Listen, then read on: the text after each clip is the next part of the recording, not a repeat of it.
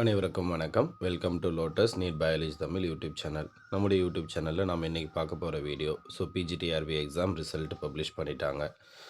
Result publish பண்ணதுக்கப்புறம் CV லிஸ்ட்டும் கொடுத்துட்டாங்க. ஒரே டைமில் வந்து பண்ணாக்கா நம்ம எப்போவும் சொல்கிற மாதிரி தான். நமக்கு வந்து பண்ணாக்கா பர்மனன்ட் கீ ஆன்சர், ப்ளஸ் வந்து பண்ணாக்கா சிவி லிஸ்ட்டு, ஓவரால் லிஸ்ட்டு இது எல்லாமே கொடுத்துட்டாங்க. இந்த லிஸ்ட்டில் யார் பேரெல்லாம் வந்து பண்ணாக்கா சிவி லிஸ்ட்டில் வந்திருக்கோ, யாரெல்லாம் வந்து பண்ணாக்கா டாப் மார்க் எடுத்திருக்கீங்களோ, அவங்க எல்லாருக்கும் வந்து பண்ணாக்கா நம்முடைய யூடியூப் சேனல் சார்பாக மனமார்ந்த வாழ்த்துக்கள் தெரிவிச்சுக்கிறேன். அவங்க எல்லாரும் வந்து பண்ணாக்கா விரைவில் வந்து பண்ணாக்கா அரசு பணி நியமன ஆணை பெற்று அரசு பள்ளியில் சேர என்னுடைய வாழ்த்துக்கள். அடுத்து இப்போது என்னுடைய பேர் சிவி லிஸ்ட்லேயே இல்லை சார், நான் ரொம்ப கஷ்டப்பட்டேன், 4 இயர்ஸ் வெயிட் பண்ணேன் அப்படின்றவங்களுக்காக தான் வந்து பண்ணாக்கா இந்த வீடியோ. நெக்ஸ்ட்டு என்ன பண்ண போகிறோம், திரும்பவும் வந்து பண்ணாக்கா முதல்ல இருந்தா அப்படின்ற மாதிரி தான் வந்து பண்ணாக்கா நம்முடைய லைஃப் மாறி போச்சு. எக்ஸாமுக்காக வந்து பண்ணாக்கா எப்போ வரும்னு சொல்லிட்டு ரொம்ப நாளாக வெயிட் பண்ணிட்டு இருந்தோம். கிட்டத்தட்ட வந்து பண்ணாக்கா ஒரு 3.5-4 இயர்ஸ் கழிச்சு தான் வந்து பண்ணாக்கா நமக்கு பிஜிடிஆர்பி எக்ஸாம் நோட்டிஃபிகேஷனே வந்ததுக்கப்புறம் வந்து பண்ணாக்கா ஹெவி சிலபஸ் அப்படின்னு சொல்லிடலாம். இதில் வந்து பண்ணாக்கா ஃபஸ்ட் டைம் வந்து பண்ணாக்கா தமிழ் தகுதி தேர்வு வந்தது. அதையும் சொல்லலாம். நம்ம ஓவரால் லிஸ்ட் எடுத்து பார்த்தீங்க அப்படின்னாவே நான் மேக்ஸிமம் எல்லா மேஜர்தும் ஓவரால் ரிசல்ட் எடுத்து பார்த்தேன். இதில் மேக்ஸிமம் வந்து பார்த்திங்கன்னா நீங்கள் பார்த்தீங்கன்னா தெரியும், ஒன்று வந்து பண்ணாக்கா நாட் குவாலிஃபைடுன்னு இருக்கும். ஓவரால் லிஸ்ட் எடுத்து பார்த்தீங்க அப்படின்னா நாட் குவாலிஃபைடுன்னு இருக்கும். அப்போ நாட் குவாலிஃபைடுனா என்ன அப்படின்னா, அவங்க வந்து பண்ணாக்கா பாஸ் மார்க் வாங்கலை, அதான் நாட் குவாலிஃபைட். நாட் எவால்வேட்டட் அப்படின்னு ஒன்று இருக்கும். அப்போ நாட் எவால்வேட்டட்னா என்ன, அவங்க வந்து பண்ணாக்கா தமிழ் தகுதி தேர்வில் ஃபெயில் ஆகிருக்காங்க. அப்போ வந்து பண்ணாக்கா ஒரு 6000 பேர் இல்லை 7000 பேர் எக்ஸாம் எழுதியிருக்காங்க அப்படின்னா, அதில் மேக்ஸிமம் மொத்தமாக பாஸ் பண்ணது எவ்வளோ பேர் இருப்பாங்கனாக்கா ஒரு 1500 தான் இருப்பாங்க. அப்போ அவ்வளோ பேர் தான் வந்து பண்ணாக்கா பாஸே ஆகிருக்காங்க. அந்தளவுக்கு வந்து பண்ணாக்கா கொஷின் பேப்பர் டிஃபிகல்ட்டாக இருந்திருக்கு. சரிங்களா?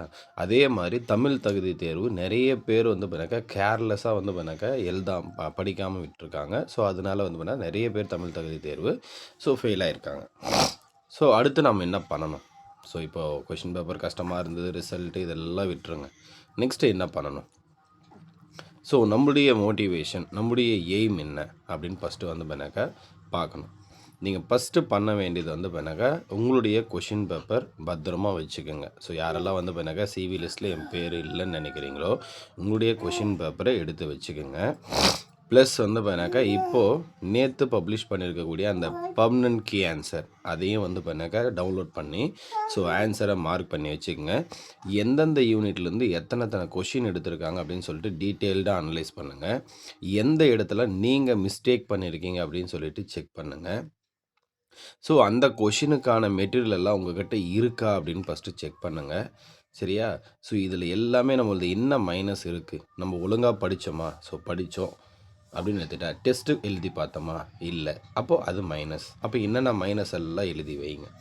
எழுதி வச்சுட்டு கொஞ்சம் கொஞ்சமாக தான் வந்து பண்ணாக்கா நம்ம இதிலிருந்து ரெக்கவர் ஆகணும். அடுத்து எப்போ சார் டிஆர்பி வரும்? உடனே அடுத்த கொஷின் வரும். சரிங்களா? டிஆர்பி வரத்துக்கு வந்து பண்ணாக்கா ரொம்ப நாள் ஆகும் கண்டிப்பாக. எப்படி இருந்தாலும் எனக்கு தெரிஞ்சு வந்து பண்ணாக்கா நெக்ஸ்ட் இயர் டிஆர்பி இல்லை. இந்த இயர் இது வந்து பண்ணாக்கா நவம்பர், டிசம்பர் முடிஞ்சிடுச்சு. அடுத்த இயர் என்ன தான் நமக்கு ஆனுவல் பிளானர் போட்டாலே பப்ளிஷ் பண்ணுவாங்க கண்டிப்பாக. ஏன்னா எலெக்ஷன் இருக்கிறதுனால அப்போ ஆனுவல் பிளானர் கொடுத்துருவாங்க. ஆனுவல் பிளானரில் மேபி ஒரு 400 500 இல்லை 1000 வேக்கண்ட்டோ கொடுப்பாங்க.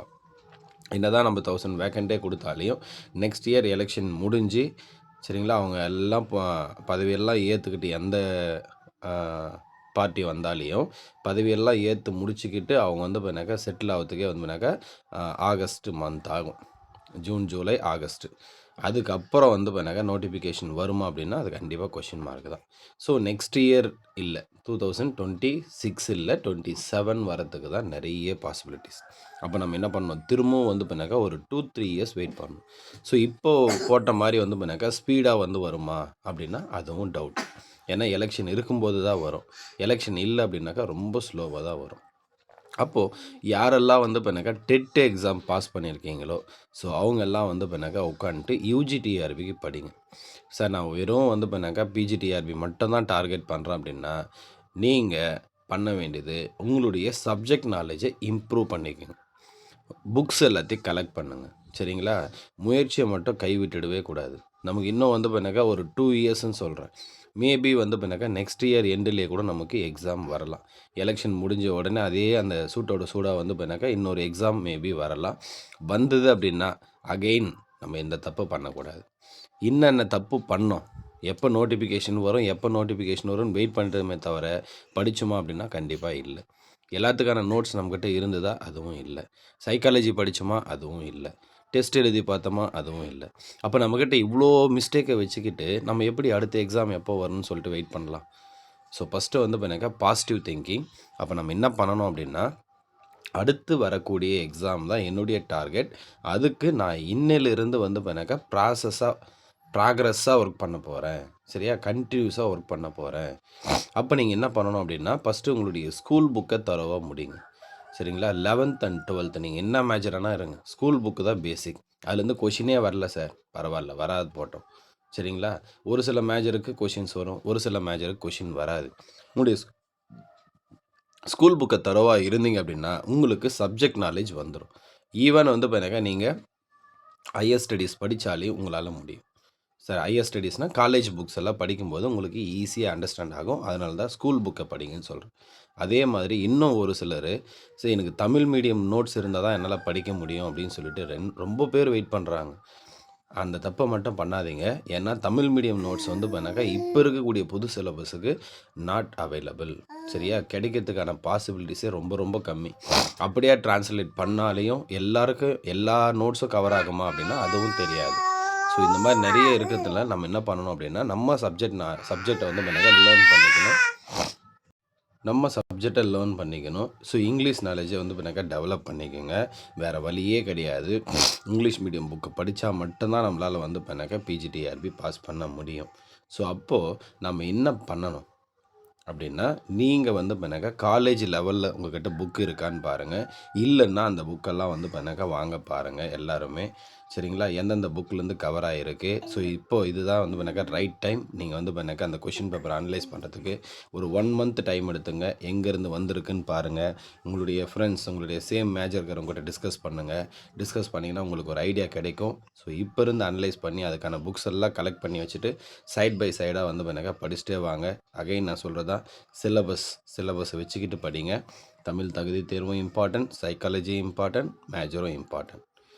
ஸோ மனம் தளராதீங்க.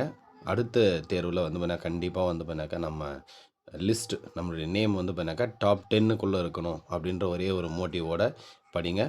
மனம் தளராதீங்க. தைரியத்தோடு இருங்க. நன்றி, வணக்கம்.